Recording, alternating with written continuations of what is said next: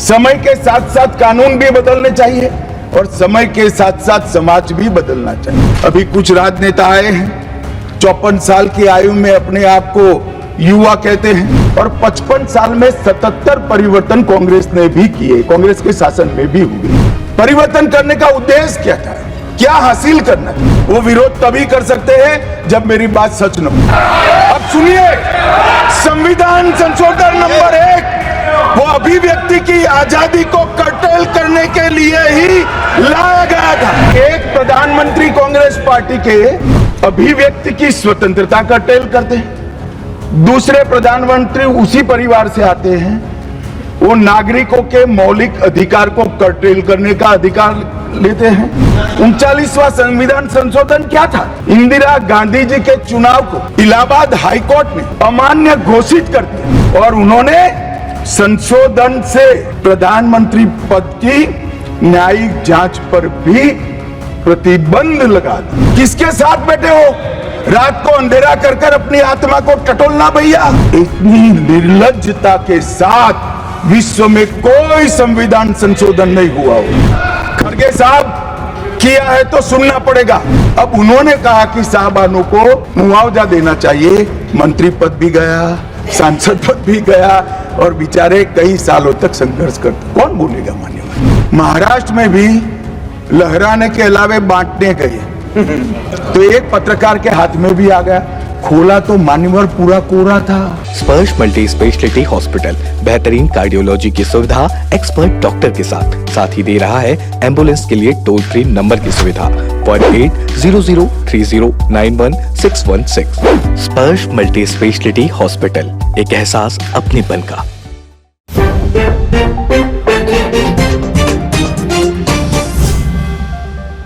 मुंशी ऐसे विद्वानों ने अनेक चर्चाओं में हिस्सा लेकर संविधान को समृद्ध और संपूर्ण बनाने का काम किया, परंतु इतना ही नहीं, संविधान सभा के जो सदस्य थे इसके अलावे भी विवेकानंद, महर्षि अरविंद, महात्मा गांधी, गोपाल कृष्ण गोखले, तिलक महाराज, वीर सावरकर, लाला लजपत राय और राष्ट्र, लोकतंत्र और हमारी परंपराओं में उच्च मूल्यों को स्थापित करने वाले हर महापुरुष की भावनाओं का ये महापुरुष ने उल्लेख कर कोई न कोई सिद्धांत को प्रस्तापित किया है।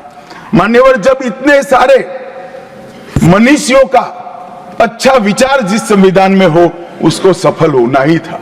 ये संविधान सफल होने के लिए संविधान सभा की चर्चा अगर कोई ध्यान से पढ़ेगा तो वेद, उपनिषद, चाणक्य नीति, विदुर नीति, शांति पर्व, रामायण और महाभारत, इसमें से निपजे हुए मानव जीवन के सभी मूल्यों को भी इसके अंदर हमने समाने का प्रयास किया था।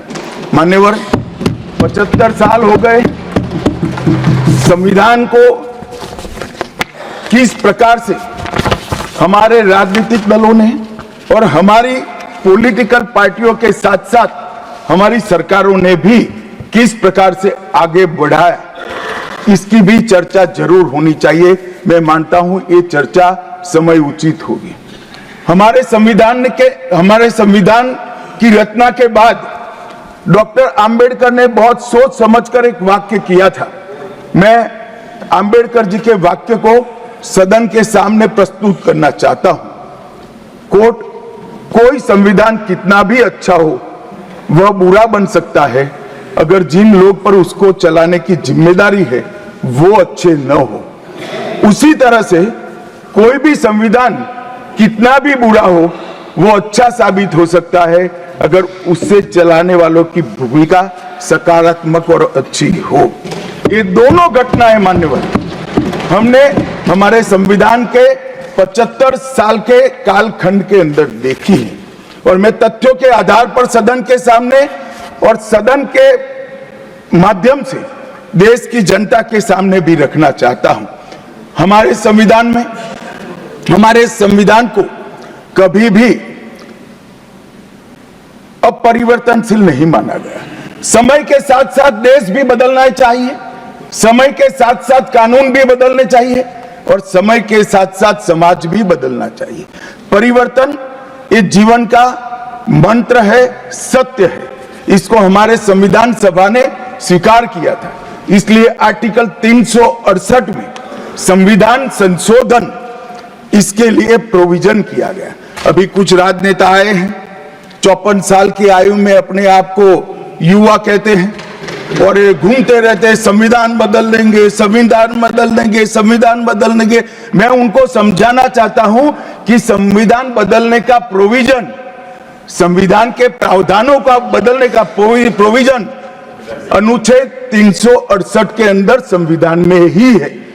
और मैं आज फिर से एक बार कहना चाहता हूं, थोड़ा ज्ञानवर्धन भी हो जाए किसी का। भाजपा ने 16 साल राज किया, मान्यवर 6 साल अटल जी ने किया, 10 साल मोदी जी ने किया और 5 साल और मोदी जी करें। एक प्रकार से 16 साल हमने शासन किया। 16 साल में हमने 22 बार संविधान बदला, संविधान के अंदर परिवर्तन की। और कांग्रेस ने 55 साल करा और 55 साल में 77 परिवर्तन कांग्रेस ने भी किए, कांग्रेस के शासन में भी हुए। अब भारतीय जनता पार्टी और कांग्रेस दोनों ने परिवर्तन किए। ये परिवर्तन का टेस्ट कैसा था, किस प्रकार से किए गए? संवैधानिक प्रक्रिया से भी परिवर्तन होते हैं और संविधान को तोड़ मरोड़ कर, फॉर्मेलिटी कर भी परिवर्तन कर सकते हैं। परिवर्तन करने का उद्देश्य क्या था, क्या हासिल करना था? क्या हमारे लोकतंत्र को मजबूत करने के लिए परिवर्तन किए गए? क्या हमारे जिनको अधिकार नहीं है ऐसे लोगों को समकक्ष अधिकार लेने के लिए परिवर्तन किए गए, या अपनी राज्य सत्ता को टिकाने के लिए परिवर्तन? इस पर से ही पार्टी का कैरेक्टर, पार्टी के चलने की पद्धति और पार्टी का संविधान में विश्वास, ये सबको मालूम पड़ता है। मैं ज्यादा संविधान के संशोधन में नहीं जाऊंगा मान्यवर। दोनों प्रमुख दलों के 4 संविधान संशोधन को मैं लेना चाहूंगा। पहला संशोधन हुआ 18 जून 1951 में। संविधान सभा ने ही ये संशोधन करना पड़ा, क्योंकि संविधान बनाने के बाद, संविधान स्वीकारने के बाद आम चुनाव में जाने तक का भी धैर्य कांग्रेस पार्टी में नहीं था। अभी लोकसभा नहीं बनी थी, अभी राज्यसभा नहीं बनी थी और संशोधन लेकर आए। अब उसका उद्देश्य क्या था? 19A जोड़ा गया। 19A जोड़ा गया, वो किस लिए जोड़ा गया? अभिव्यक्ति की आजादी पर स्वतंत्रता को, अभिव्यक्ति की आजादी, अभिव्यक्ति की स्वतंत्रता को कर्टेल करने के लिए पहला सुधार आया। और किसने किया मान्यवर? उस वक्त प्रधानमंत्री कौन था? श्रीमान जवाहरलाल नेहरू इस वक्त उस वक्त प्रधान।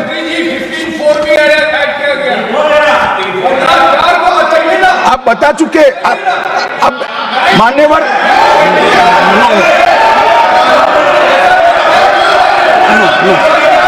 No Shriram Jairam ji, he not yielding.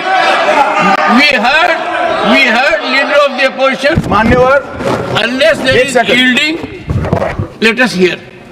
मान्यवर, मेरा लंबा अनुभव है आजकल करते हुए। मुझे 30 साल हो गए विधानसभा और लोकसभा राज्यसभा में बैठे हुए। संसद में भाषण करने का मेरा अनुभव है मान्यवर। वो विरोध तभी कर सकते हैं जब मेरी बात सच न हो। अगर मेरी बात सच नहीं हो तो बताए वो। संविधान संशोधन नंबर 1, अब सुनिए, संविधान संशोधन नंबर 1 वो अभिव्यक्ति की आजादी को कर्टेल करने के लिए ही लाया गया था और जवाहरलाल नेहरू के लिए लाया गया। मान्यवर, 24वां संविधान संशोधन, 24वां संविधान संशोधन जवाहरलाल नेहरू जी की सुपुत्री इंदिरा जी उस वक्त प्रधानमंत्री थी। पार्टी तो वही सत्ता में थी, कांग्रेस पार्टी। 5 नवंबर 1971 को संविधान में संशोधन किया गया, 24वां संशोधन। और संविधान संशोधन के माध्यम से संसद को मौलिक अधिकार, नागरिकों के मौलिक अधिकार कम करने का अधिकार दे दिया। तो एक प्रधानमंत्री कांग्रेस पार्टी के अभिव्यक्ति की स्वतंत्रता का टेल करते हैं, दूसरे प्रधानमंत्री उसी परिवार से आते हैं, वो नागरिकों के मौलिक अधिकार को कर्टेल करने का अधिकार लेते हैं। और 39वां संविधान संशोधन अब तो इंतहाई कर दी मान्यवर, सब सीमाओं को पार कर दिया। मान्यवर आप तो अधिवक्ता रहे हैं, 10 अगस्त 1975 का वो दिन हमारे संविधान के इतिहास में बहुत, जब भी जिक्र होगा काले अक्षरों से ही इसका जिक्र करना पड़ेगा। उस वक्त 39वां संविधान संशोधन आया मान्यवर। 39वां संविधान संशोधन क्या था? इंदिरा गांधी जी के चुनाव को इलाहाबाद हाईकोर्ट ने अमान्य घोषित कर दिया। अभी कुछ नहीं है, ईवीएम ले लेकर घूमते हैं, हारते हैं और ईवीएम ले लेकर, ईवीएम ने हरा दिया, ईवीएम ने हरा दिया, ईवीएम ने हरा दिया। सुप्रीम कोर्ट ने 24 बार ईवीएम की अर्जी नकार दी। चुनाव आयोग ने 3 दिन ईवीएम 10 से 5 बजे तक रखा कि भाई कोई हैक कर बताए, कोई नहीं गया, सुप्रीम कोर्ट में कोई नहीं गया, और हारते हैं तो ईवीएम का दोष निकालते हैं। मान्यवर एक ही समय, एक ही दिन 2 परिणाम घोषित। एक महाराष्ट्र में सुपड़ा साफ हो गया, जो जनादेश के साथ द्रोह किया था, इसका दंड महाराष्ट्र की जनता ने दिया और दूरबीन लेकर दिखाई नहीं पड़ते, और उसी दिन वो झारखंड में जीते। तो महाराष्ट्र में ईवीएम खराब है और झारखंड में टप से जाकर नए कपड़े पहनकर शपथ ले ली। अरे भाई जरा तो शर्म करो, जनता देख रही है। एक जगह ईवीएम सही है, एक जगह ईवीएम खराब है। मान्यवर ऐसा कैसे हो सकता है? और मान्यवर यहां पर इलाहाबाद हाईकोर्ट ने इंदिरा गांधी जी के चुनाव को निरस्त कर दिया, अमान्य किया, और उन्होंने संशोधन से प्रधानमंत्री पद की न्यायिक जांच पर भी प्रतिबंध लगा दिया। आपको जो करना है वो करो, कोई न्यायिक जांच नहीं है। ये अभी जो अधिकारों की गुहार लेकर घूमते हैं मेरे कम्युनिस्ट भाई, मैं उनको पूछना चाहता हूं, किसके साथ बैठे हो? किसके साथ बैठे हो? रात को अंधेरा कर कर अपनी आत्मा को टटोलना भैया, मालूम पड़ेगा। और ये संविधान संशोधन मान्यवर रिट्रोस्पेक्टिव इफेक्ट से किया गया कि पुराना भी मुकदमा है तो वो खारिज हो जाएगा। अभी ऐसा होता है? हमारे प्रधानमंत्री तो कहते हैं मैं प्रधानमंत्री नहीं हूं, प्रधान सेवक। और कोई कहता है कि मुझ पर मुकदमा नहीं हो सकता, मैं शासक हूं, शासक के खिलाफ उंगली नहीं उठाई जाती। भले संविधान ने अधिकार दिया, वो अधिकार हम समाप्त कर देते हैं। और मान्यवर ऐसे ऐसे सुधार किए हैं। मान्यवर उस वक्त भी श्रीमती इंदिरा गांधी थी और 42वां संविधान संशोधन आया।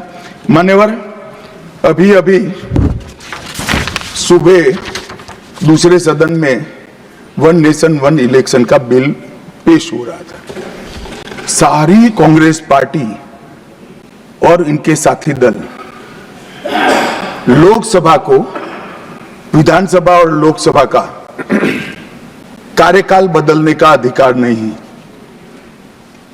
मैं सुन रहा था, है नहीं है तो जब बिल आएगा तब चर्चा करेंगे। परंतु भैया आपने क्या किया?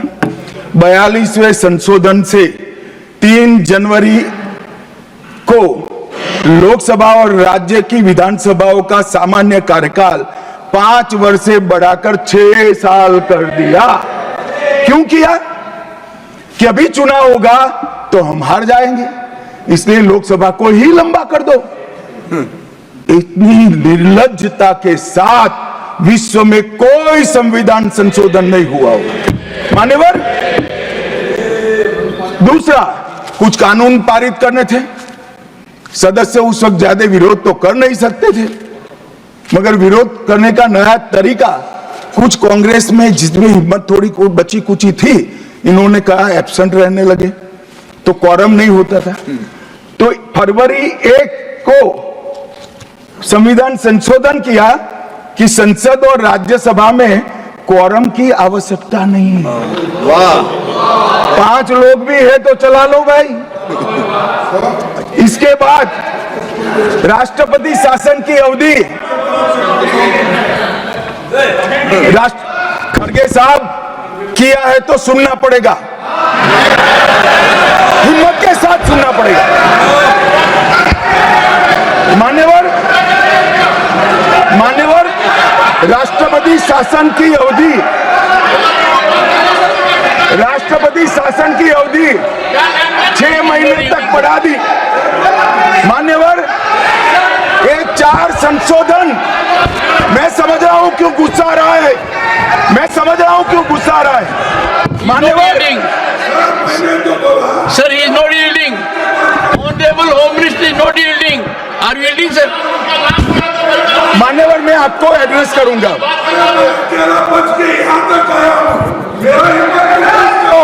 तुम तो कायर हो, तुम मान्यवर, तुम लड़ाकू हो।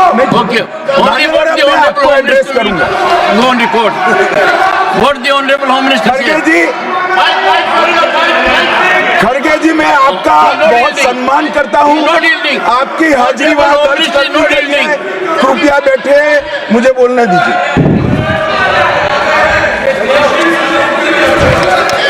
मान्यवर, ये चारों संशोधन मैं मेरी पार्टी के दफ्तर से नहीं ला सकता। ये चारों संशोधन संविधान में हुए, किसी को अदालत ने निरस्त किया, किसी को जनता पार्टी की सरकार आई तब उसको निरस्त किया, कुछ लिंगरिंग टेस्ट में रह गए, पर ये चारों संशोधन वास्तविकता है। ये 4 संशोधन से कांग्रेस पार्टी की संविधान सुधार करने की मंशा क्या है?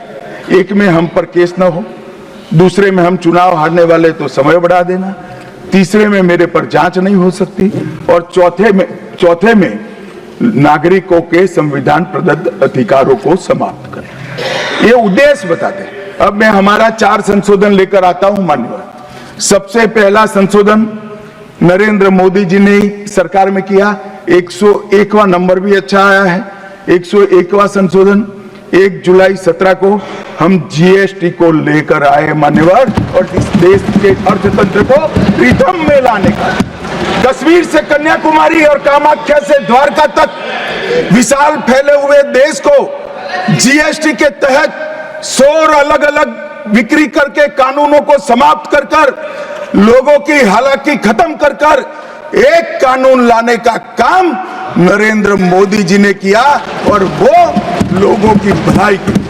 कल की डिबेट मैंने पढ़ी है, कोई सदस्य बोले कि नरेंद्र मोदी जी ने विरोध किया था। मैं रिकॉर्ड पर कहता हूं, हां, नरेंद्र मोदी जी ने विरोध किया था। किस मुद्दे पर किया था? आप जीएसटी तो लाना चाहते थे, मगर राज्यों को कंपनसेशन की गारंटी देना नहीं चाहते थे। हम जीएसटी भी लाए और राज्य को विकास दर के हिसाब से कंपनसेशन की गारंटी भी दी। इतना ही नहीं, गारंटी का 10 साल तक पालन करने का काम भी भारतीय जनता पार्टी की नरेंद्र मोदी सरकार ने किया। हम संशोधन लाए देश के अर्थतंत्र को सुचारू बनाने के लिए।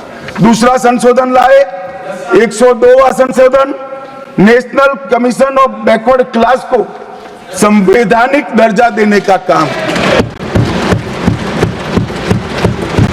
अब कुछ लोगों को पेट में दुख रहा है कि नरेंद्र मोदी जी ने ये क्यों किया।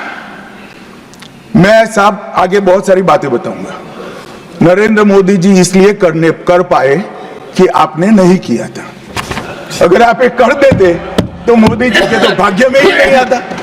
मगर साहब, पिछड़ी जातियों का कल्याण कभी भी कांग्रेस पार्टी का विश्वास नहीं रहा, मान्यता नहीं रही, नीति भी नहीं रही। भारतीय जनता पार्टी ने संविधान संशोधन पिछड़ी जातियों के कल्याण के लिए।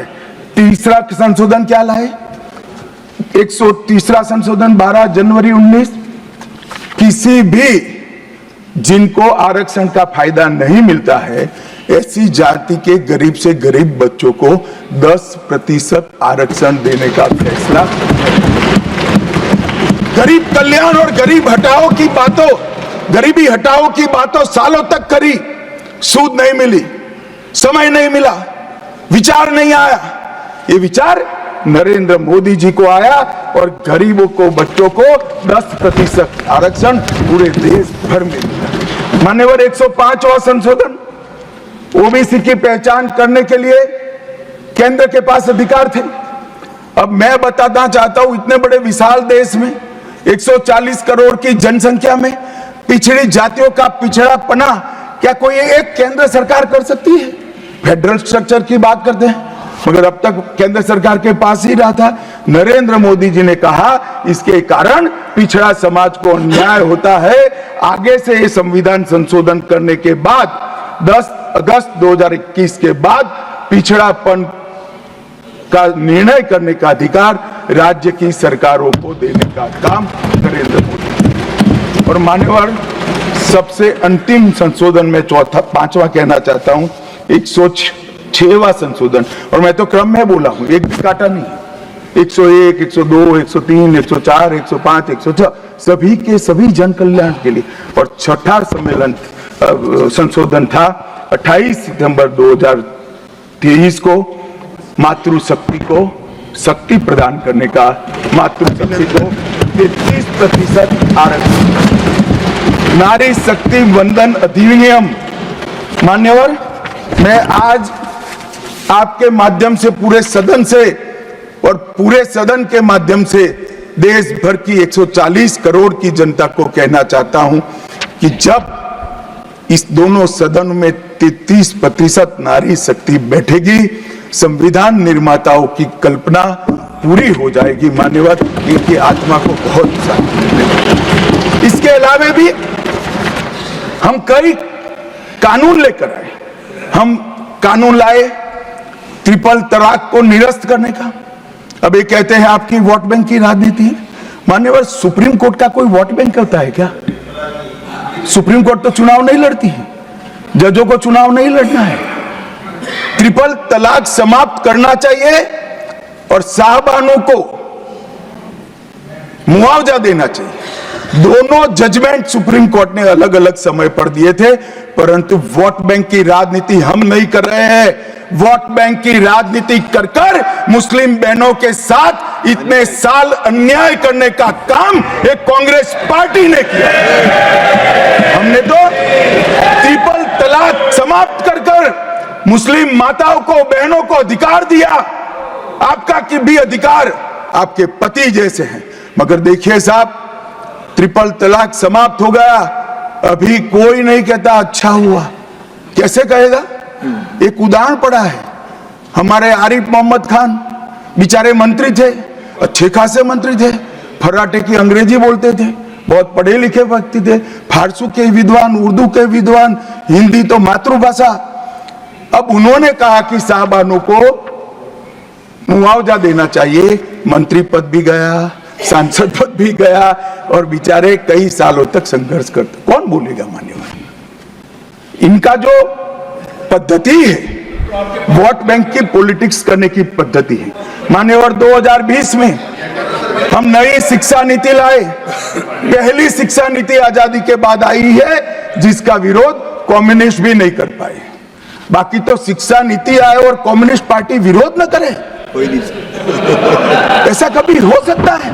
मुझे भी बड़ा आश्चर्य होगा कि प्रकृति बदल गई है या उनका सोच बदल गया है। खैर, जो भी हुआ, फिर मुझे किसी ने बताया कि आपने इतनी अच्छी शिक्षा नीति लाए हैं कि इसका विरोध करोगे तो लोग उनका विरोध करेंगे, इसलिए विरोध नहीं किया है। मान्यवर, जम्मू कश्मीर में आरक्षण देने का संशोधन विधेयक लाए और 3 नए आपराधिक कानून भी हम लेकर आए।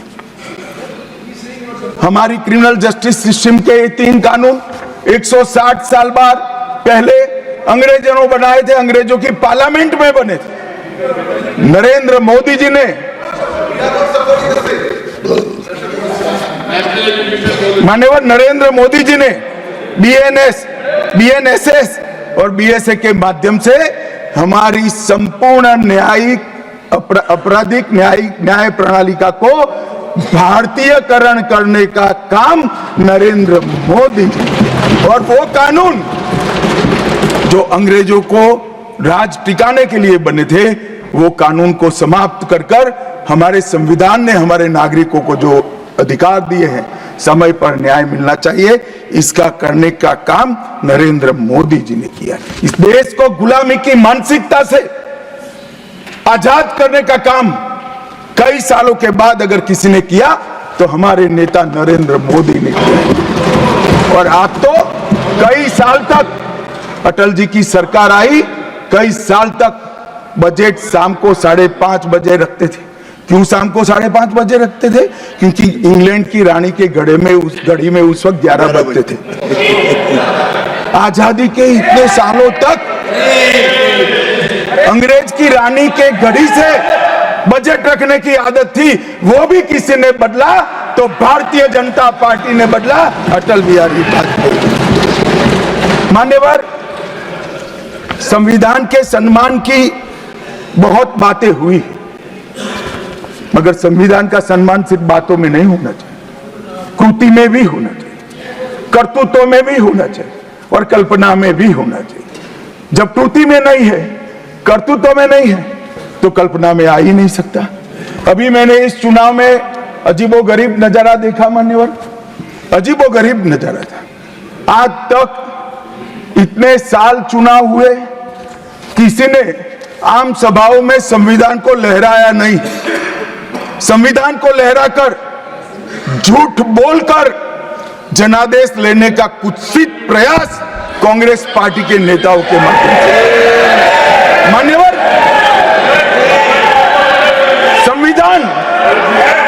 संविधान लहराने का मुद्दा नहीं है, संविधान बहकाने का मुद्दा नहीं है, संविधान विश्वास है, संविधान श्रद्धा है, संविधान को सम्मान करने का। मान्यवर, वो नरेंद्र मोदी जी, और लोकसभा में तो किसी को मालूम नहीं पड़ा।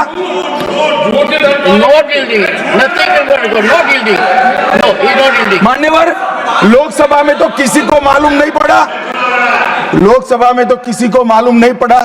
जागरूकता थी, महाराष्ट्र में भी लहराने के अलावे बांटने गए तो एक पत्रकार के हाथ में भी आ गया, खोला तो मान्यवर पूरा कोरा था, अंदर कुछ लिखा ही नहीं था, प्रीएम्बल भी नहीं था।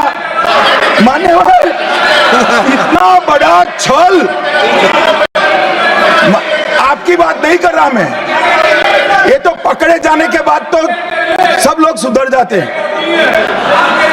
मान्यवर, 75 साल के इतिहास में, संविधान के आयुष्य में, संविधान के नाम पर इतना बड़ा छल मेरे जीवन में तो मैंने ना देखा है ना जाना है। और कारण ढूंढते हैं कि क्यों हारे।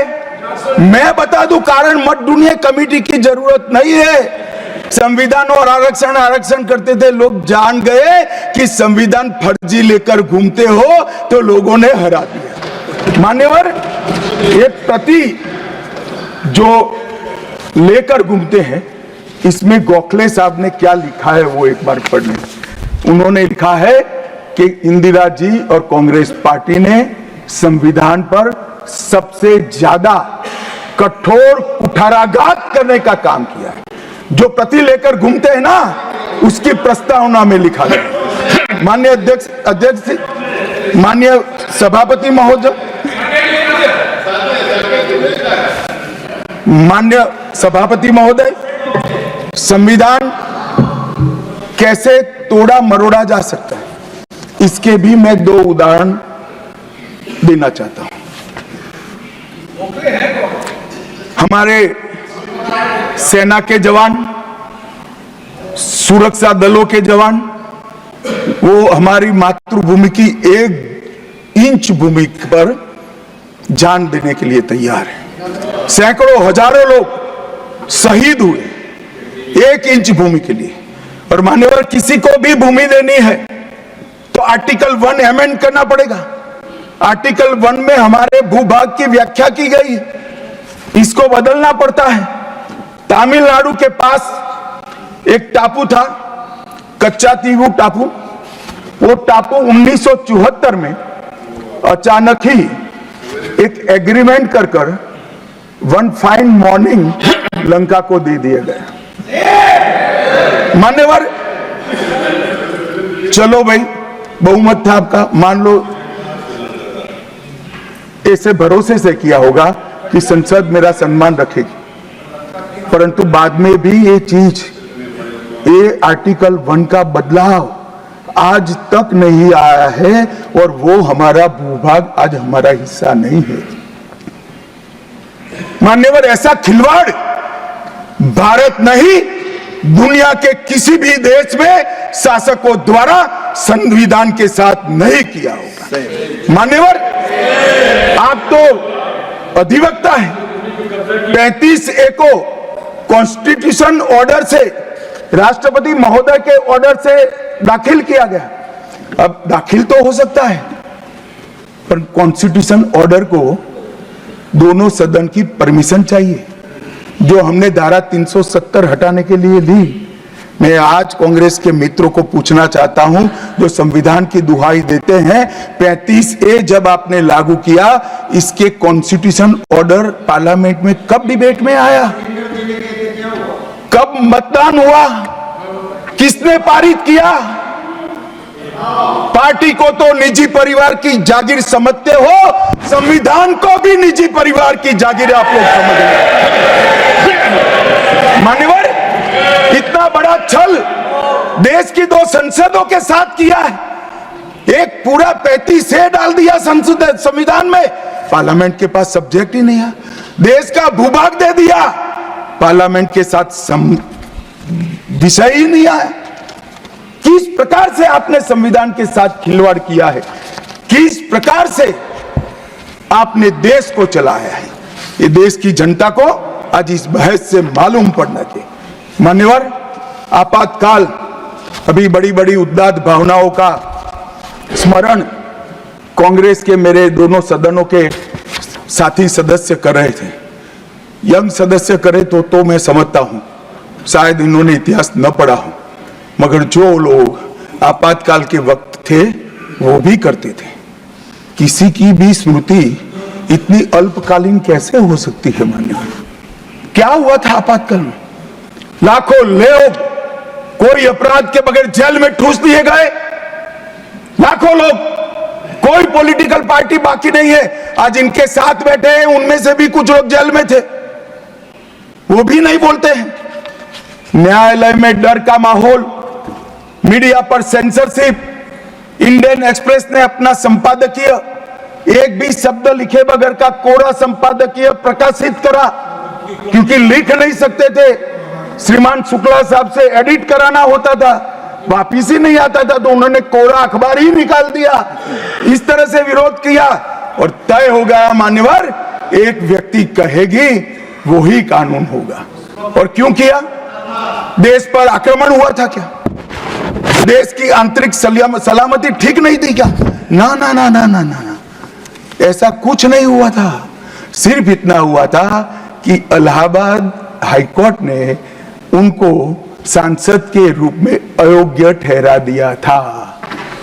अपनी कुर्सी जाने वाले, चुनाव नहीं कराना था। और मान्यवर, जब पार्लियामेंट, जब इसको चैलेंज किया गया और न्यायालय में, सर्वोच्च अदालत में जब चर्चा चली, तब उन्होंने कहा, नीरज डे को पूछा कि आर्टिकल 21 के तहत के अधिकार इमरजेंसी में समाप्त हो सकते हैं क्या? तो उन्होंने कहा, यस सर। साहब, कोई भी वकील को यस सर कहने की इतनी बड़ी फीस नहीं मिली होगी। नीरज डे 11 साल तक अटॉर्नी जनरल रहे, एक यस सर कहने का। मान्यवर, डीओ ड्राफ्ट जो होता है वो कैबिनेट में, कैबिनेट मंत्रालय से आता है। कैबिनेट मंत्रालय में डीओ ही नहीं है। कैबिनेट का जो प्रस्ताव होता है कैबिनेट मंत्रालय के थ्रू जाता है, मगर आज कैबिनेट में कोई रिकॉर्ड नहीं है। कैबिनेट मंत्रालय में, मैं तो छोटा था मान्यवर, मुझे जेल में नहीं जाना पड़ा। मेरी आयु होती तो मेरा भी सौभाग्य होता, पूरे 19 महीने इसके विरोध में मैं जेल में रहना पसंद करता, परंतु मैं छोटा था, मुझे इमरजेंसी की मालूमात कैसे पड़ी? मैं बीना का गीतमाला सुनता था, बीना का गीतमाला अचानक बंद हो गई, तो मैंने घर में झगड़ा किया कि बीना का गीतमाला क्यों नहीं आती। मेरे पड़ोस वाले चाचा ने कहा किशोर कुमार के साथ इंदिरा जी का झगड़ा हो गया है, बीना का गीतमाला में किशोर कुमार का आवाज नहीं आना चाहिए, तो नए गीतों की रिकॉर्डिंग हुई और किशोर कुमार और लता मंगेशकर के डुएट गीत भी लता दीदी की आवाज में ही पूरे देश ने 19 महीना सुने साहब। देखिए डेमोक्रेसी की बात करें मान्यवर, इस प्रकार की कृति, ऐसा दंड दिया देश की जनता ने उनको कि अब स्वप्न में भी नहीं कर सकते हैं। ऐसी कृति कोई न करे, इसलिए ये बहस जरूरी है। और मान्यवर, हम तो संविधान का सम्मान करते हैं। नरेंद्र मोदी जी ने संविधान दिन मनाने की बात रखी तो एक वरिष्ठ कांग्रेसी नेता ने कहा क्या जरूरत है संविधान दिन की, 26 जनवरी तो है। बोले भाई, संविधान को जितनी भी बार स्मरण करोगे, इसकी भावनाओं के प्रति आपकी आस्था दृढ़। और मान्यवर, इसलिए नरेंद्र मोदी जी संविधान दिन मनाते हैं और संविधान के निर्माताओं की पुण्य स्मृति में मनाते हैं। मान्यवर, उस वक्त आज ही मुझे किसी शायर ने दुष्यंत कुमार की पंक्ति भेजी है इमरजेंसी के लिए। मैं ज्यादा भाषण इमरजेंसी पर करना नहीं चाहता, परंतु मैं जरूर कहना चाहूंगा। दुष्यंत कुमार की पंक्ति है, एक गुड़िया की कई कठपुतलियों में जान है, एक गुड़िया की कई कठपुतलियों में जान है, आज शायर ये तमाशा देखकर हैरान है। कल नुमाइश में मिला वो चिथड़े हाल कपड़े पहने हुए, मैंने उसको नाम पूछा तुम कौन हो, तो उसने कहा मैं संविधान। दुष्यंत कुमार जी की कविता है मान्यवर, इंदिरा जी को समर्पित है। मान्यवर, जब संविधान बन रहा था, संविधान के हर आर्टिकल पर चर्चा चल रही थी। हम आजाद हो गए थे, आजाद हुए थे, पर हमारा देश कोई नया नहीं बना था। हम तो हजारों सालों से दुनिया में सबसे चिर पुरातन संस्कृति, चिर पुरातन धर्म और चिर पुरातन समाज जीवन लेकर निकले हुए देश हैं। हाँ, एक कालखंड के लिए गुलाम हो गए, आजादी मिली, आगे देश कैसे चले इसका एक डॉक्यूमेंट बनाना था। तो उस डॉक्यूमेंट में चर्चा में आया कि अब देश का नाम क्या हो। अंग्रेज लिख कर गए थे इंडिया, क्योंकि वो भारत को जानते ही नहीं थे। वहां जो प्रचलन में शब्द हो गए यूरोप में, वो शब्द उन्होंने हम पर थोप दिया था और गुलामी की मानसिकता ने इसको स्वीकार भी किया था। मगर जब आजाद हुए तब इस पर चर्चा हुई और अब उस वक्त के सदस्य सेठ गोविंददास ने दरखास्त किया कि देश का नाम भारत रखना चाहिए। उस वक्त जवाहरलाल नेहरू ने कहा कि पीछे देखने की जरूरत नहीं है, भविष्य की ओर देखिए। और मान्यवर, देश के नाम के अंदर इंडिया भी रहा, भारत भी रहा। खैर, मैं इस पर टिप्पणी करना नहीं चाहता, परंतु नजरिए का सवाल है। अगर इंडिया के चश्मे से भारत को देखोगे तो भारत समझ में नहीं आएगा, पूरा जीवन चला जाएगा। और इसलिए इन्होंने अपने गठबंधन का नाम भी इंडिया ही रखा है, इसीलिए रखा है, वो ही सोच से चलना है। और मान्यवर, हमारे प्रधानमंत्री जी ने विकास तो करना है, दुनिया में सबसे आगे बढ़ना ही है, विकास के साथ साथ विरासत को भी अपना कर आगे बढ़ना। गुलामी की हर परंपरा को हम समाप्त करना चाहते हैं। हम एक आजाद मुल्क है, सार्वभौमत्व से लैस मुल्क है, किसी की परंपरा हमें स्वीकार नहीं है। परंपरा बदलनी है तो हम बदलेंगे, नए कपड़े हर कोई पहनता है, हम भी पहनेंगे, परंतु हमारी पुरानी परंपराओं पर हमें शर्म नहीं है। और मान्यवर, क्या किया नरेंद्र मोदी जी ने? राजपथ जो अंग्रेज सम्राट के सम्मान में नाम रखा गया था, उसका नाम बदलकर कर्तव्य पथ रखा। इंडिया गेट पर किंग पंचम जॉर्ज की मूर्ति लगी थी, मूर्ति हटा दिया, शर्म के मारे में स्थान खाली था, हमने वहां सुभाष बाबू की प्रतिमा लगा। मान्यवर, नेवी का चिन्ह जो देकर गए थे वही चलता था। हमने वीर छत्रपति शिवाजी महाराज की नेवी के चिन्ह को हमने भगवान बिरसा मुंडा की 150वीं जयंती को जनजातीय गौरव वर्ष के रूप में मनाया। राष्ट्रीय युद्ध स्मारक हमने बनाया और राष्ट्रीय युद्ध स्मारक में अमर जवान की ज्योति को विलीन करने का काम भारतीय जनता पार्टी के नेता नरेंद्र मोदी। संसद के अंदर राजा जी ने जो उदात्त भावनाएं व्यक्त की थी, जिसको जवाहरलाल जी ने भी स्वीकारा था, मगर बाद में शर्म का एहसास हुआ, सेंगोल को इलाहाबाद के म्यूजियम में भेज दिया। नरेंद्र मोदी जी ने विधिवत तरीके से सेंगोल को संसद के अंदर प्रस्तावित किया, नई संसद बनाई और विश्व भर में चोरी की गई मूर्तियां, आर्टिफैक्ट्स जो थे वो 345 हजारों साल पुराने हमारे मूर्तियां और आर्टिकल्स, उसको वापस लाने के लिए हमारे विदेश मंत्रालय ने काम किया। न्यू एजुकेशन पॉलिसी, पूरा देश अंग्रेजी में चले, ऐसे षड्यंत्र चले इतने सालों तक। न्यू एजुकेशन पॉलिसी में हमने कंपलसरी कर दिया, बच्चे की प्राथमिक शिक्षा मातृभाषा में होगी। मान्यवर, मातृभाषा में आईएएस आईपीएस का एग्जाम नहीं दिया जाता था, हमने वहां मातृभाषा में एग्जामिनेशन को किया।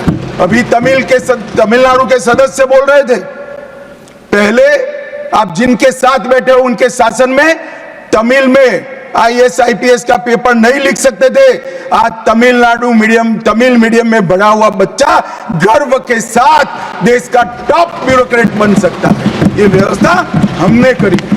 मान्यवर, अंडमान और निकोबार के द्वीप समूह का नाम जो अंग्रेज रखे थे वो छोड़कर गए थे। सुभाष बाबू ने जब अंडमान निकोबार जीता तब उन्होंने नामकरण किया था शहीद और स्वराज, उसको भुला दिया गया।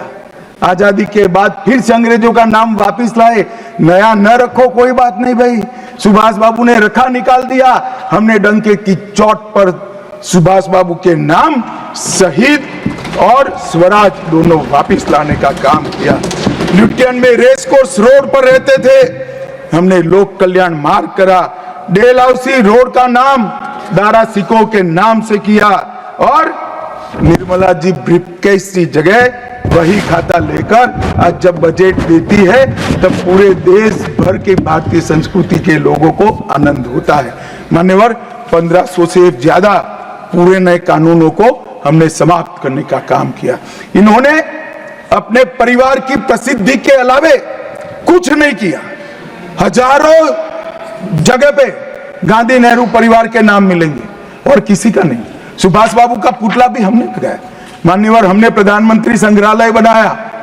जवाहरलाल जी से लेकर नरेंद्र मोदी जी के पहले जितने बने वो सभी प्रधानमंत्रियों के जीवन कवन को हमने दिखाने का काम किया। वहां पहले सिर्फ जवाहरलाल जी का मिशन, G20 की अध्यक्षता हमने की और भारतीय सांस्कृतिक और वैश्विक समन्वय को हमने प्रोत्साहित। राम मंदिर का निर्माण, काशी विश्वनाथ धाम का पुनरोद्धार, काशी उज्जैन शारदा पीठ, करतारपुर साहिब कॉरिडोर, योग को वैश्विक पहचान और 160 साल पुराने कानूनों को खत्म करने का काम नरेंद्र मोदी जी ने किया। हम पीछे नहीं गए, ऐसा वो मानते थे पीछे चले जाओगे, पीछे नहीं गए।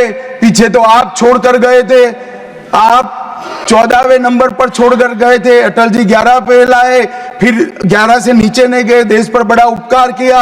मोदी जी 11वें से 5वें नंबर पर लाए और 27 में 3रे नंबर पर पहुंच गए। मान्यवर, अभी अभी कुछ नेताओं को आरक्षण में चुनाव जीतने की फॉर्मूला दिखाई पड़ती है। आरक्षण आरक्षण आरक्षण आरक्षण आरक्षण कोई आज की कल्पना नहीं है। हमारे संविधान निर्माताओं ने की आर्टिकल 15 और 16 में एससी, एसटी और ओबीसी को आरक्षण का प्रोविजन किया गया। मान्यवर, ये मूल प्रोविजन है, कोई नया नहीं है।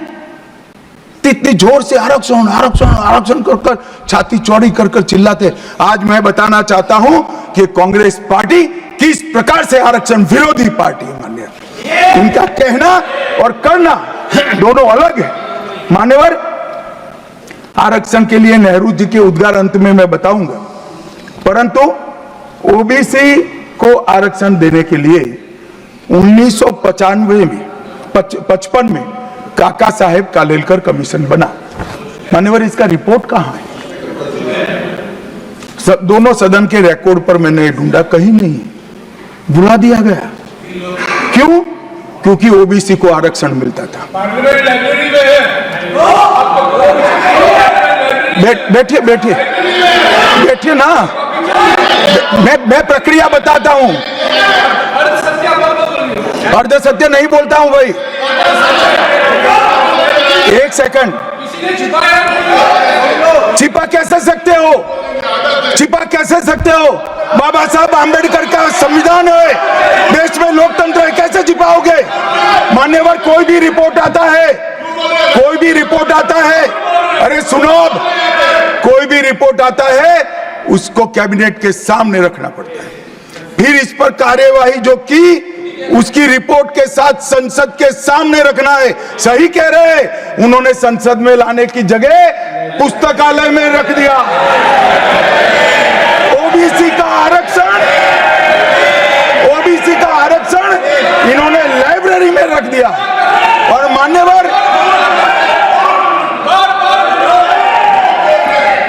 मान्यवर, अगर काका साहेब कालेलकर कमीशन का रिपोर्ट स्वीकार कर लिए होते तो 1980 में मंडल कमीशन की रिपोर्ट की जरूरत ना पड़ती। मंडल कमीशन का रिपोर्ट कमीशन ही इसलिए बनाया गया क्योंकि काका साहेब कालेलकर कमीशन का रिपोर्ट स्वीकारा नहीं। और 80 में मंडल कमीशन का भी रिपोर्ट आ गया, किसी ने इसका अमल नहीं किया। अमल कब हुआ? जब 90 में इनकी सरकार गई तब अमल हुआ। और मान्यवर, तब तक मंडल कमीशन के रिपोर्ट को भी ठंडे बस्ते में डाल दिया गया। 90 में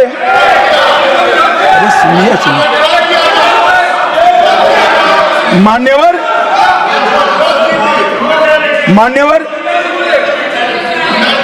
मंडल कमीशन के रिपोर्ट को जब स्वीकार किया गया, लोकसभा में प्रतिपक्ष के नेता थे श्रीमान राजीव गांधी।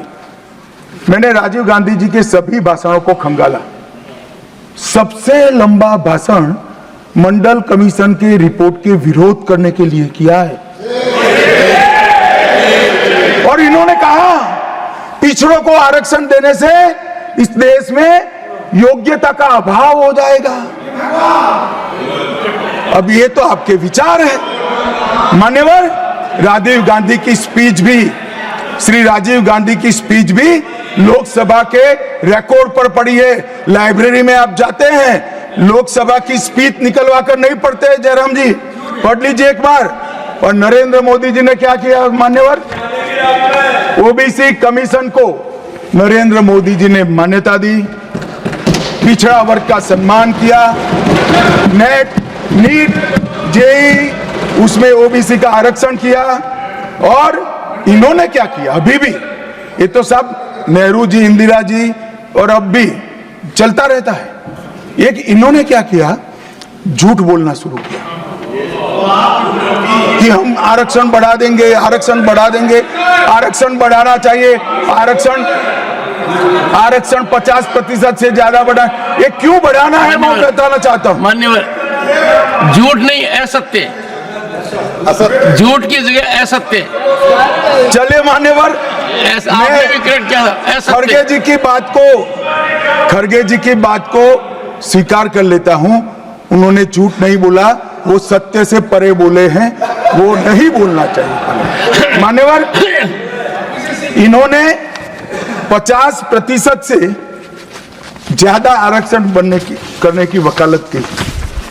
मैं आज देश की जनता को कहना चाहता हूं कि देश के 2 राज्यों में धर्म पर आरक्षण अस्तित्व में है।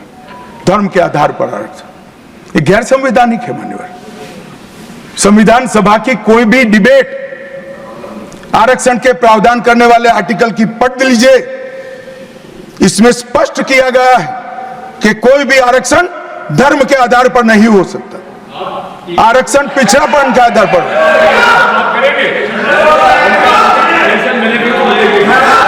मान्यवर, मगर दोनों राज्यों में जब कांग्रेस की सरकार थी तब धर्म के आधार पर आरक्षण दिया।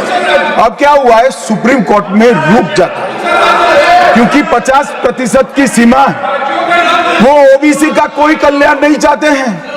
50% की सीमा बढ़ाकर मुसलमानों को आरक्षण देना चाहते हैं। माननीय, धर्म के आधार पर आरक्षण देना चाहते हैं। और मैं आज फिर से एक बार इस सदन में जिम्मेदारी तब के साथ कहता हूं, दोनों सदन में जब तक भाजपा का एक भी सदस्य है, धर्म के आधार पर आरक्षण हम नहीं होने देंगे।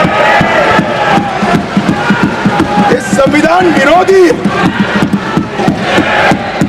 मान्यवर,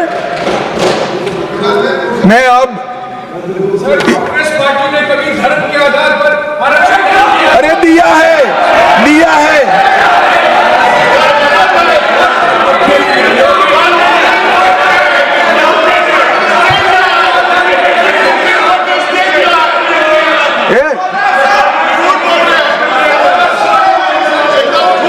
मान्यवर, इससे तो ये बच जाएंगे, मगर मैं रिकॉर्ड पर से कुछ कोट अनकोट कहना चाहता हूं, जो संविधान सभा की चर्चा का रिकॉर्ड है। जवाहरलाल नेहरू जी ने कहा, मैं ये देखकर सचमुच आश्चर्यचकित हूं कि नियुक्ति में आरक्षण के सिद्धांत को कितनी देर तक ले जा रहा है, मतलब कितना बढ़ा रहे हैं। मुझे नहीं लगता कि ये बिल्कुल अच्छा है। ऐसा लगता है कि मुदलियार और ब्राह्मणों के सिवा लगभग सभी जातियों को पिछड़ा वर्ग में शामिल कर देंगे। मान्यवर, सरकारी सेवाओं में आरक्षण के लिए इनके विचार थे। मैं इस बात से चिंतित हूं कि सरकारी सेवाओं में नियुक्ति के लिए जिस तरह से बहुत सारी जातियां और समूहों के आरक्षण के प्रस्ताव आते हैं, यह बहुत बुरी प्रवृत्ति है। इससे सरकारी कामकाज और आम तौर पर विकास और सार्वजनिक जीवन में गिरावट आएगी। मान्यवर, ये इनके विचार है, आज तक नहीं बदले, यही विचार है। मगर अभी जोर से बोलना, एक शब्द का प्रयोग मैं नहीं कर सकता, आगे गलती हो गई थी, असत्य बोलना और सार्वजनिक रूप से बोलना, इस सिद्धांत को कुछ नेताओं ने स्वीकार कर लिया। मान्यवर, हमारे संविधान के directive of principle of state policies भाग 4 के अनुच्छेद 44 में एक एंट्री है जो कॉमन सिविल कोड की यूसीसी की बात करती है। क्योंकि हमारे संविधान का फैब्रिक पंथ निरपेक्ष है, हर जाति, हर धर्म, हर समुदाय के लोगों के लिए समान कानून होना चाहिए, इसका हमारा संविधान पक्षधर है। मान्यवर, ये यूसीसी क्यों नहीं आया? यूसीसी इसलिए नहीं आया कि संविधान सभा समाप्त होने के बाद, चुनाव होने के बाद, पहले प्रधानमंत्री जवाहरलाल नेहरू जी मुस्लिम पर्सनल लॉ लेकर आए और यूसीसी नहीं आया। मैं आज कांग्रेस पार्टी को इस सदन में सार्थ पूछना चाहता हूं, क्या पंथ निरपेक्ष राष्ट्र के अंदर सभी धर्मों के लिए एक कानून होना चाहिए या नहीं होना चाहिए? इसकी कांग्रेस पार्टी स्पष्टता करे। क्या आप मुस्लिम पर्सनल लॉ का समर्थन करते हैं? और मान्यवर, इससे बड़ा छलावा नहीं हो सकता मान्यवर, इससे बड़ा छलावा नहीं हो सकता। इन्होंने हिंदू कोड बिल भी ला दिया। हिंदू कोड बिल उठाकर देख लिए। हम तो नहीं चाहते कि हिंदू न्याय शास्त्र के आधार पर इस देश का कानून बने। अभी के जीवन के मूल्यों के आधार पर कानून बनना चाहिए, मगर हिंदू कोड बिल में एक भी पुरानी हिंदू न्याय व्यवस्था का कोई नामो निशान नहीं है। हिंदुओं को बुरा न लगे इसलिए मुस्लिम पर्सनल लॉ दिया, तो सामान्य कानून को हिंदू कोड बिल बना दिया। मान्यवर, चलो मैं तो कहता हूं कि खड़गे जी और जयराम जी कह रहे हैं कि भाई पर्सनल लॉ का अधिकार मिले तो हमें आपत्ति नहीं है, तो फिर पूरा सरिया लागू करिए। क्रिमिनल में क्यों सरिया निकाल दिए? बताओ भाई, क्या चोरी करे इसके हाथ काट दोगे? कोई इससे जगद्य महिला के साथ अपराध करे तो पत्थर मारकर मार दोगे? देशद्रोही को रोड पर सूली चढ़ाओगे? तो विवाह के लिए, निकाह के लिए पर्सनल लॉ, वारिस के लिए पर्सनल लॉ, और क्रिमिनल सरिया क्यों नहीं भाई? अगर उनको देना ही है तो पूरा ही दे देते, पूरा दे देते। मान्यवर, ये इन्होंने तुष्टीकरण की शुरुआत वहीं से करी है। मुस्लिम पर्सनल लॉ इस देश में संविधान आने के बाद तुष्टीकरण की शुरुआत। आर्टिकल 14 और 15 का ये भंग है। अंबेडकर जी, लोहिया जी, के.एम. मुंशी, एच.वी. कामत, ये सब ने इसका विरोध किया है। 1973 से 16 तक 11 बार देश की सुप्रीम कोर्ट ने यूसीसी लाने का आग्रह देश की और राज्य की सरकारों ने किया है। आप नहीं ला सकते, तुष्टीकरण से ऊपर नहीं उठते। बैठिए, मैं बताता हूं। मान्यवर, हमने ही उत्तराखंड में भारतीय जनता पार्टी की सरकार ने यूसीसी लाया। हमारा काम करने का तरीका, मैं आपके माध्यम से दिग्विजय सिंह को कह रहा हूं। वो कहते हैं कौन रोकता है? हम खुद रोकते हैं। कारण बताऊं मैं? सुनने का धैर्य चाहिए, क्योंकि हमारा तरीका है कि लोकतांत्रिक तरीके से काम किया जाए। समाज के जीवन में इतना बड़ा सामाजिक बदलाव करने वाले कानून को उत्तराखंड सरकार ने मॉडल कानून के रूप में पारित किया है। इसकी न्यायिक मीमांसा होगी, इस पर सामाजिक चर्चा होगी, धर्म के विद्वान चर्चा करेंगे, कुछ सजेशन आएंगे तो इसको स्वीकारेंगे, और बाद में भारतीय जनता पार्टी की सरकार हर राज्य में कॉमन सिविल कोड लेकर आए। आज तक नहीं मिला, वो भी कांग्रेस पार्टी के तुष्टीकरण की नीति थी। मान्यवर, अभी एक फैशन होगा है, अभी एक फैशन होगा है, अंबेडकर अंबेडकर अंबेडकर अंबेडकर अंबेडकर अंबेडकर। इतना नाम अगर भगवान का लेते तो 7 जन्मों तक स्वर्ग मिल जाता। अच्छी बात है ना? ना सुनिए तो, सुनिए ना, आप सुनिए ना, मैं बताता हूं। हमें तो आनंद है कि अंबेडकर का नाम लेते हैं। अंबेडकर का नाम अभी 100 बार ज्यादा लो, परंतु 7-8 में अंबेडकर जी के प्रति आपका भाव क्या है ये मैं बताता हूं। मान्यवर, अंबेडकर जी को देश की पहली कैबिनेट से इस्तीफा क्यों दे दिया? अंबेडकर जी ने कई बार कहा कि अनुसूचित जातियों और जनजातियों से हुए व्यवहार से मैं असंतुष्ट हूं। सरकार की विदेश नीति से मैं असहमत हूं और आर्टिकल 370 से मैं असहमत हूं। इसलिए वो छोड़ना चाहते थे। उनको आश्वासन दिया गया, आश्वासन पूरा नहीं हुआ। उन्होंने इग्नोरेंस के चलते इस्तीफा दे दिया। और एक श्री B.C. रॉय ने पत्र लिखा कि अंबेडकर और राजाजी जैसे 2 महानुभाव मंत्रिमंडल छोड़ेंगे तो क्या होगा। तो नेहरू जी ने उनको जवाब में लिखा है, राजाजी के जाने से तो थोड़ा बहुत नुकसान होगा, आंबेडकर के जाने से मंत्रिमंडल कमजोर नहीं होता है। मान्यवर ये विचार जो खड़गे जी कह रहे हैं ना, क्या आपत्ति है? जिसका विरोध करते हो उसका वोट के लिए नाम देना कितना उचित है?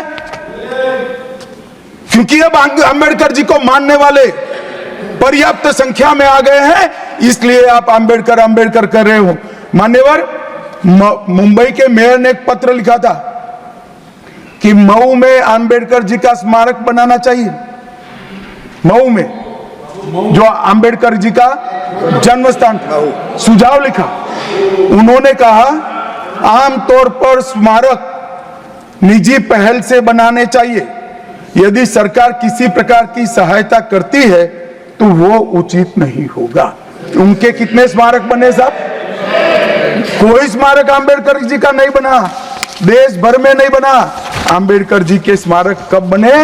जब भारतीय जनता पार्टी सत्ता में आई, तब मऊ में डॉक्टर अंबेडकर के जन्म स्थान पर स्मारक बना। लंदन में अध्ययन करते थे, वहां स्मारक बना। नागपुर में शिक्षा दीक्षावलित वहां बना। दिल्ली में महापरिनिर्वाण स्थल पर बना, और मुंबई में चैत्य भूमि में भी बन रहा है। हमने 5 तीर्थ बनाए महामानव। और मैं मानता हूं मान्यवर, मैं मानता हूं कि अंबेडकर जी के सिद्धांतों पर चलना नहीं और वोट के लिए उनकी गुहार लगा देना। 14 अप्रैल को राष्ट्रीय समरसता दिवस घोषित किया हमने। 26 नवंबर को संविधान दिवस घोषित किया। उस वक्त भी इसका विरोध कांग्रेस के वरिष्ठ नेताओं ने किया। मान्यवर,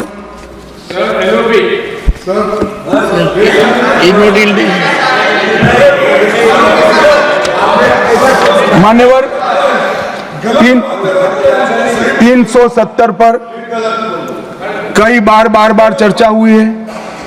मैं ज्यादा कहना नहीं चाहता।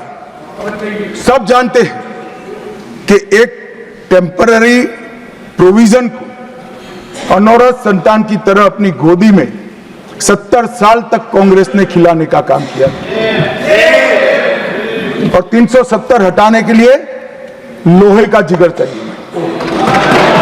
और जब देश के प्रधानमंत्री नरेंद्र मोदी जी 2019 में फिर से प्रधानमंत्री बने, एक ही झटके से इसी सदन में 370 और 35 को समाप्त। इसी सदन में कहते थे खून की नदियां बह जाएगी। खून की नदियां छोड़ो, कंकड़ चलाने की किसी की हिम्मत नहीं है। और मान्यवर, क्या हुआ? इसके बाद क्या हुआ? 35,000 पंचायत के सदस्य आजादी के बाद पहली बार चुनकर आए। 2 करोड़ 11 लाख एक वर्ष में पर्यटक आए। पत्थरबाजी शून्य हो गई। आतंकवादी घटना 92% कम हो गई। एरिया डोमिनेशन बढ़ा। 33 साल के बाद घाटी में थिएटर में रात्रि का शो चल रहा है। 34 साल के बाद ताजिया का जुलूस निकला।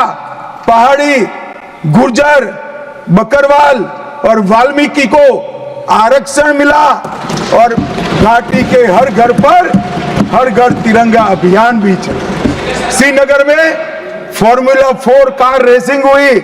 लाल चौक पर तिरंगा शान से फहरता है, और दुनिया का सबसे ऊंचा रेलवे आर्च ब्रिज आज चिनाब नदी पर बन रहा है।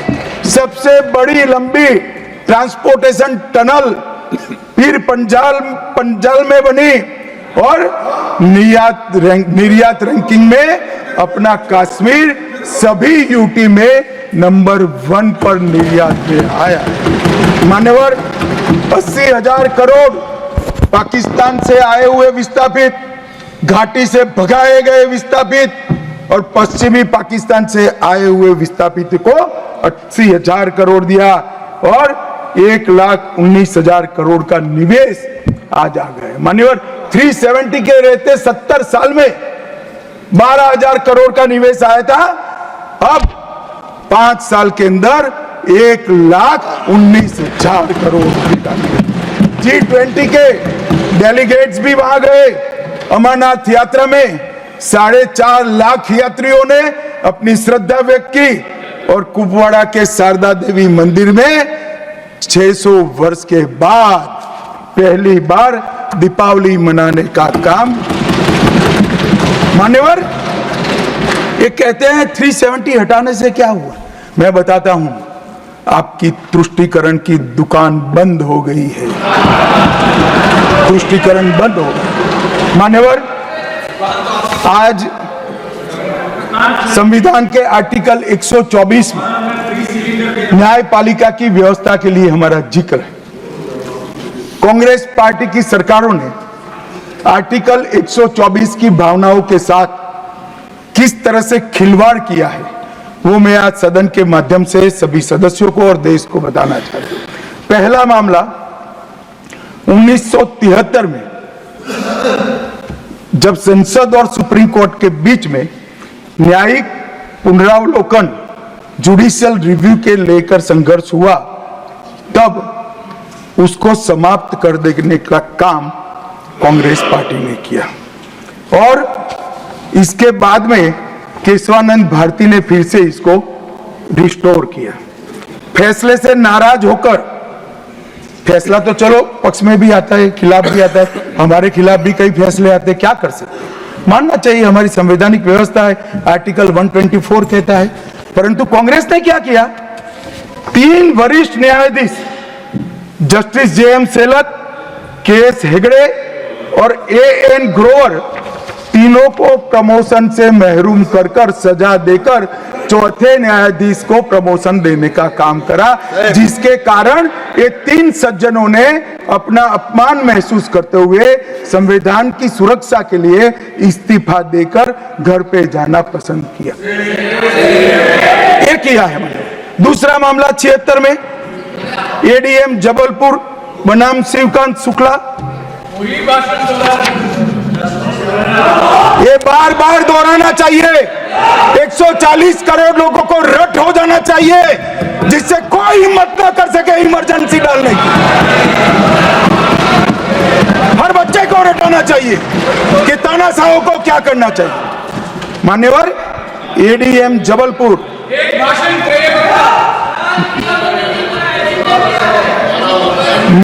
एडीएम जबलपुर जस्टिस खन्ना बेचारे 3 विरुद्ध 1 लघुमती फैसला दिया। क्या हुआ, वो कभी भी चीफ जस्टिस नहीं बन पाए। मान्यवर, उनको रिटायर्ड हो जाना। एडीएम जबलपुर। और उसके बाद में तीसरा मामला, कॉलेजियन प्रणाली को एक साथ इन्होंने 18 उच्च न्यायालय के न्यायाधीशों का ट्रांसफर कर दिया, जिसमें 4 मुख्य न्यायाधीश भी थे। और कारण क्या था मान्यवर, क्यों किया? कोई कदाचार था, कोई भ्रष्टाचार था?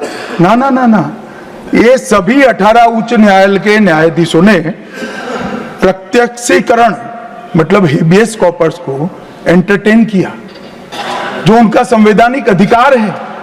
इमरजेंसी में कैसे हेबियस को आप एंटरटेन कर सकते हो, इस मुद्दे पर उन्होंने इसको आगे कर दिया। मान्यवर, आर्टिकल 34, 14 और 21 इसकी सेंस को निकाले तो हर व्यक्ति को समानता से जीने का अधिकार है। हम कम्युनिस्ट सोच से बना हमारा संविधान नहीं है। सब समझते हैं कि व्यक्ति की माली हालत इसका भाग्य, परिश्रम और बुद्धिमत्ता के आधार पर तय होती है। हर व्यक्ति एक समान माली हालत में नहीं रह सकता, मगर आर्टिकल 14 और 21 का मतलब इतना तो जरूर निकलता है कि इनको बेसिक सुविधाएं मिल जाए, घर मिले, बिजली मिले, पानी मिले, खाना मिले, इलाज मिले, शिक्षा मिले। 75 साल तक इस देश की जनता को गरीबी हटाओ का नारा देने वाले कांग्रेस पार्टी गरीब रखे। करोड़ गरीब महिलाओं को उज्ज्वला का कनेक्शन देकर उनके घर में गैस पहुंचे। 12 करोड़ गरीबों के घर में शौचालय पहुंचे, शुद्ध पीने का पानी, 12.65 लाख करोड़ घरों में पहुंचा। 18,000 गांवों में बिजली पहुंची। 14.5 करोड़ किसानों के खाते में 2.40 लाख करोड़ रुपया सीधा डीबीटी से पूरा ट्रांसफर हुआ। 36 करोड़ आयुष्मान भारत के कार्ड बने और 8.19 करोड़ दर्दियों ने उससे मुफ्त में अपना इलाज कराया है। और मान्यवर, अब 70 साल से अधिक कोई भी आय वर्ग का व्यक्ति हो, इसको 5 लाख तक का इलाज मोदी सरकार ने, प्रधानमंत्री ने फ्री कर दिया। 36 राज्यों में 80 करोड़ लोगों को one nation one ration card दिया। 5 किलो अनाज मुफ्त दिया। 25 लाख करोड़ रुपए की राशि सीधी बैंक खातों में डीबीटी के माध्यम से गई है। 11,000 करोड़ रुपया 1 करोड़ लाभार्थी को, रेहड़ी पटरी वालों को दिया।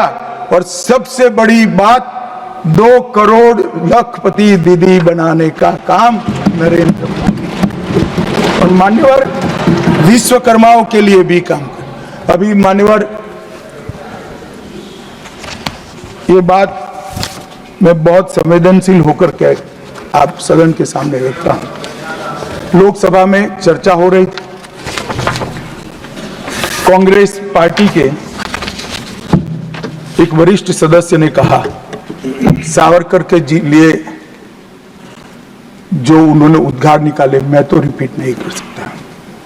मान्यवर, सावरकर जी के सामने जो वीर लगा है ना, वो कोई सरकार, कोई पॉलिटिकल पार्टी की चुनी हुई सरकार ने नहीं दिया है।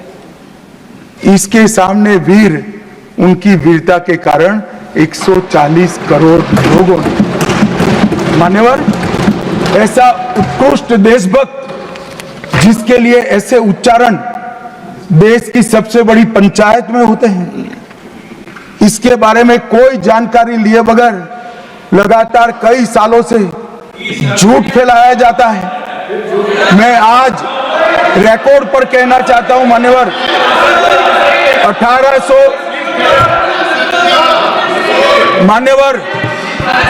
1857 से लेकर 1947 तक के स्वतंत्र संग्राम में किसी भी व्यक्ति को एक जीवन में 2 आजीवन कारावास हुए हैं तो वो वीर सावरकर।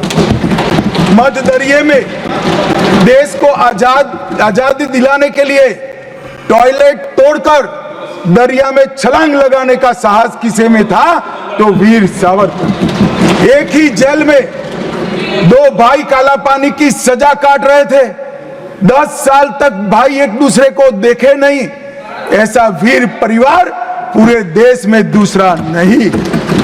मान्यवर, आज सावरकर जी की एक उक्ति में यहां पर कहना चाहता हूं। उनका एक मराठी में वाक्य है, तुझ साठी मरण ते जनन, तुझ बिन जनन ते मरण। इसके आगे है, हे मातृभूमि तेरे लिए मरण मृत्यु ही जीवन है और तेरे बिना जीवन मेरे लिए मृत्यु से भी कठिन। ये देशभक्ति के वाक्य जिस व्यक्ति के मुंह से निकले, इसके लिए इस प्रकार की सदन में चर्चा करते हैं, सार्वजनिक रूप से बोलते हैं और गर्व महसूस करते हैं। क्या देशभक्ति कोई विचारधारा के साथ जुड़ी हो ही सकती है? देश के प्रति बलिदान किसी धर्म के साथ जुड़ा हुआ हो सकता है? किस प्रकार के स्तर पर हम देश के सार्वजनिक जीवन को ले गए मान्यवर, और हमारी तो न माने, हमारी न सुने। सुनिए सुनिए, आप हमारी न माने, हमारी न सुने, हमको न स्वीकारे, मगर मैं इंदिरा जी के 2 वाक्य कोट करना चाहता हूं। एक, उन्होंने 1966 में सावरकर जी के निधन पर कहा, सावरकर एक महान व्यक्ति थे, उनका नाम साहस और देशभक्ति का पर्याय है। एक महान क्रांतिकारी जिन्होंने अनगिनत लोगों से को प्रेरणा देने का काम किया, इंदिरा गांधी तत्कालीन प्रधानमंत्री। दूसरा, श्री बाखले को पत्र लिखा था कि आपका पत्र मुझे मिला। वीर सावरकर द्वारा ब्रिटिश सरकार के प्रति साहसी प्रतिरोध का हमारे स्वतंत्रता संग्राम के इतिहास में अपना एक महत्वपूर्ण स्थान है। मैं भारत के इस असाधारण पुत्र की जन्म शताब्दी के लिए कोटि कोटि शुभकामनाएं देती हूं प्रधानमंत्री। भाई हमारा तो न सुनो, मगर आप इंदिरा जी का भी नहीं सुनते हो। और मान्यवर, आपके माध्यम से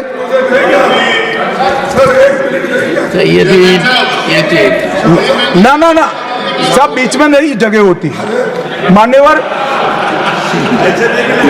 मान्यवर मेरा आज इस चर्चा के माध्यम से देश भर के अलग अलग पॉलिटिकल पार्टी, अलग अलग विचारधारा, अलग अलग धर्म के लोगों को एक निवेदन है कि देशभक्ति, वीरता, बलिदान और समर्पण को धर्म के साथ, विचारधारा के साथ या पार्टी के साथ मत जोड़िए।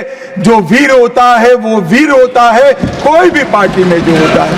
जो देशभक्त होता है वो देशभक्त होता है, कोई भी विचारधारा का होता है। और जो बलिदान देता है वो बलिदान ही देता है, किसी भी धर्म के अंदर जन्म लिया हो। मान्यवर, ये बहुत नीचा विचार है, एक स्तर से नीचा विचार। और मैं चाहता हूं कि आज की चर्चा से देश की जनता इस प्रकार के चीजों का जवाब मांगना शुरू करे। मान्यवर, कांग्रेस पार्टी ने, हमारे संविधान ने 3 चीजों को, हर आर्टिकल का हार्द निकालेंगे तो कहीं ना कहीं इसी और है। 3 चीजों को हमारे संविधान ने नहीं स्वीकारा, क्योंकि हम लोकतंत्र में हैं, परिवारवाद नहीं होना चाहिए, पंथ निरपेक्ष राष्ट्र है इसलिए तुष्टीकरण नहीं होना चाहिए, और जन कल्याणकारी राज्य है इसलिए भ्रष्टाचार नहीं होना चाहिए। मुझे कई बार लगता था कि कांग्रेस पार्टी क्यों संविधान का सम्मान नहीं करती है, मगर जब ये 3 शब्द मैंने पढ़े तो मुझे मालूम पड़ा कि अगर वो संविधान की भावनाओं का संविधान करेंगे, सम्मान करेंगे, तो तुष्टीकरण, परिवारवाद और भ्रष्टाचार तीनों को छोड़ना पड़ेगा। इसके बगैर उनका अस्तित्व ही नहीं है।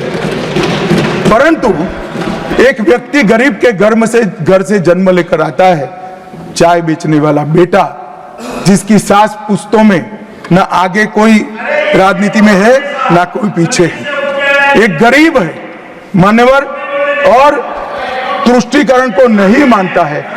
ऐसा आदमी जब 2014 में देश का प्रधानमंत्री बना, इन्होंने देश की राजनीति को तुष्टीकरण, परिवारवाद और भ्रष्टाचार के नासूर को हमेशा के लिए। और मुझे किसी ने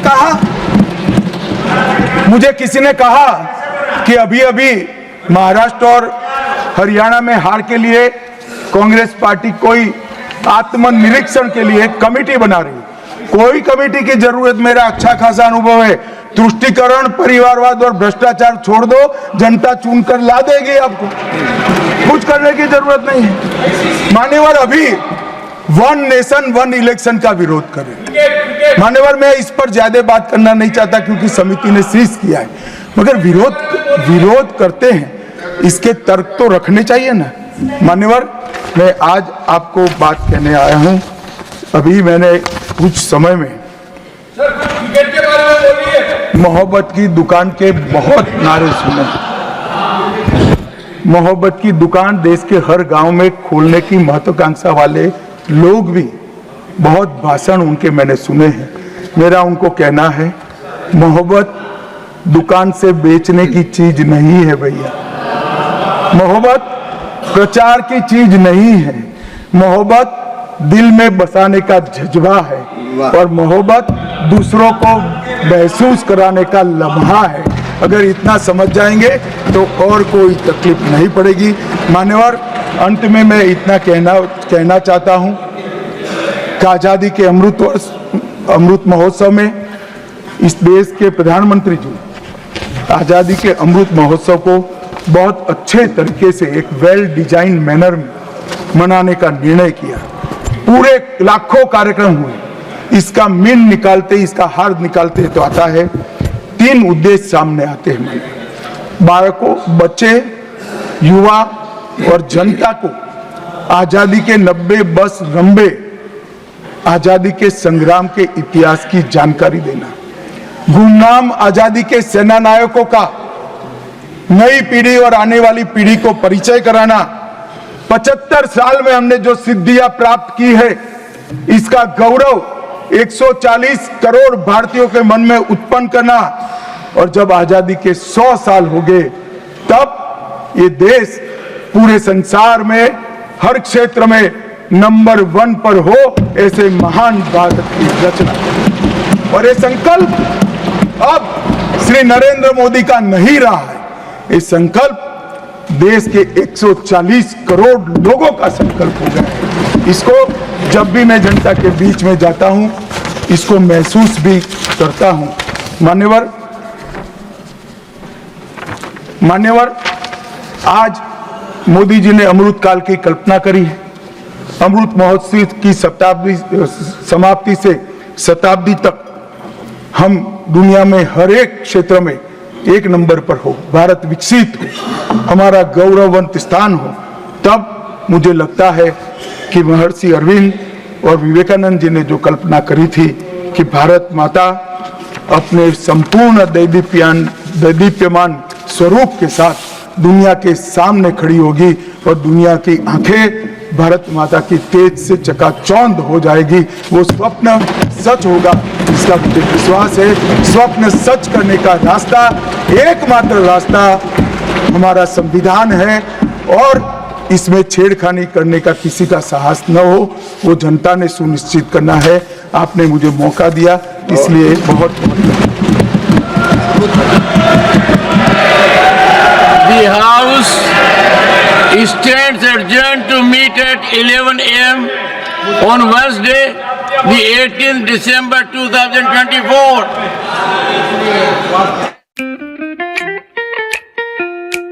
खुश है तो फिर खुशी मना ले, छोटा बड़ा केक मंगा ले, संगम में मिलता है बढ़िया केक, संगम में मिलता है बढ़िया केक। तीरंदाज